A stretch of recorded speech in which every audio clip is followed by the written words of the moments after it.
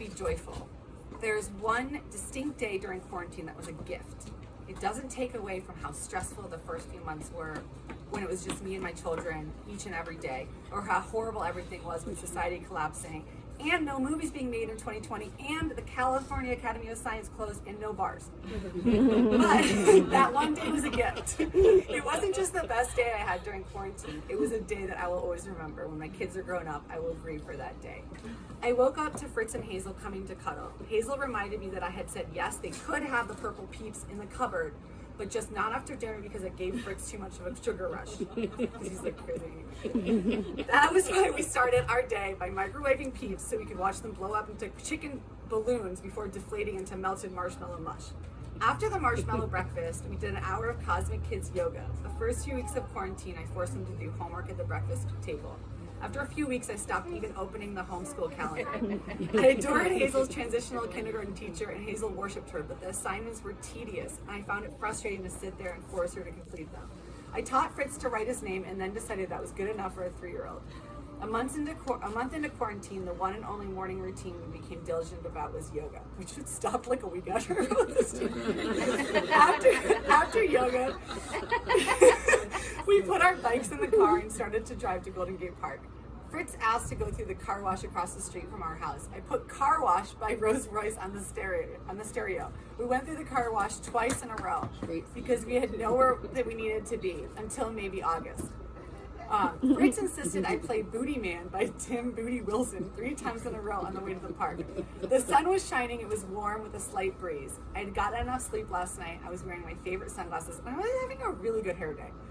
And then the footnote for this says, the best my hair has ever looked was during the first 3 months of quarantine when my husband and my kids were the only one who saw me outside of a Zoom screen. Life is cruel that way. The kids were cracking up in the back seat, laughing whenever they heard the word booty. The world felt but brighter than it had in weeks. Quiet but calm, not apocalyptic. We fed the ducks at Stowe Lake. We biked downhill through the park. We sat outside the California Academy of Sciences, and I showed them how to make ants on a log with celery, peanut butter, and raisins. They rejected the ants on the log. Instead, they ate peanut butter right out of the jar. It felt amazing to be in Golden Gate Park, this place where we've always been so happy. A new Ferris wheel had gone up without us knowing about it. It stood there, representing the dream of what things might look like one day. I wasn't filled with sadness about what we were missing. I was filled with joy at what we had.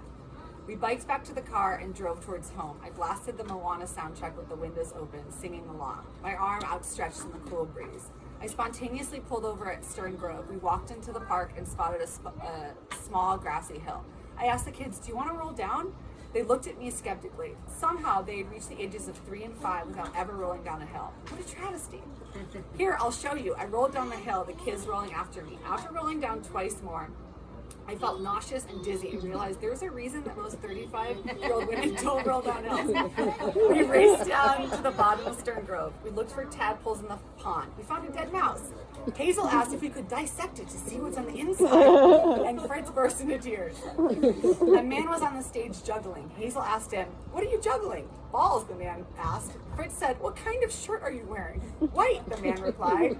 No, Fritz clarified. What kind of shirt? Like Star Wars shirt, sporty shirt, you know?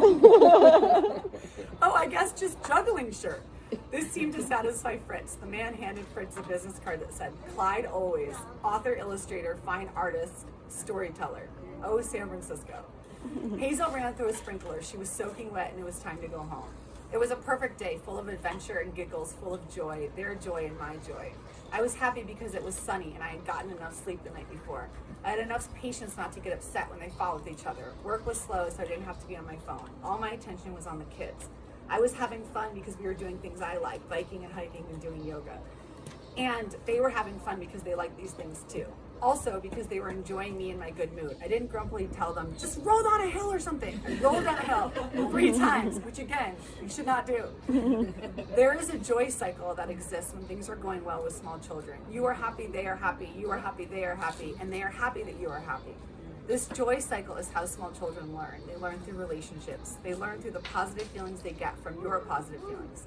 These face-to-face positive interactions are vastly more effective in teaching small children than the passive experience through a screen learning. That isn't to say children don't learn through screens, because they do. Hazel can explain how coronavirus germs spread because of an episode of Storybox. But that is way more impactful on her. What is more impactful on her learning is the daily positive face-to-face interactions she has with me and her father, even when these interactions are about marshmallows exploding in the microwave. Not every day of quarantine was like this. There were some terrible days, and most days were a balance of good and bad.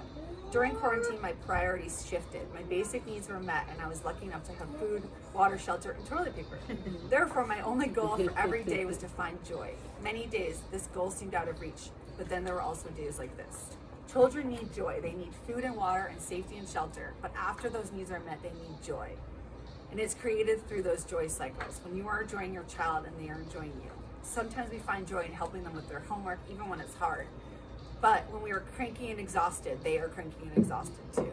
During quarantine, parents were told to forgive ourselves for the homework we didn't do with our children. But I don't think parents should have to be forgiven for not doing something we never should have been asked to do. That was our homeschool. Rolling down hills, making ants on a log, looking for tadpoles, talking to quirky strangers from a distance. We cannot be everything to our kids, and we shouldn't try. Our goal is only to make them feel safe and bring them joy. And when we don't have the mental capacity for this, there is always Netflix.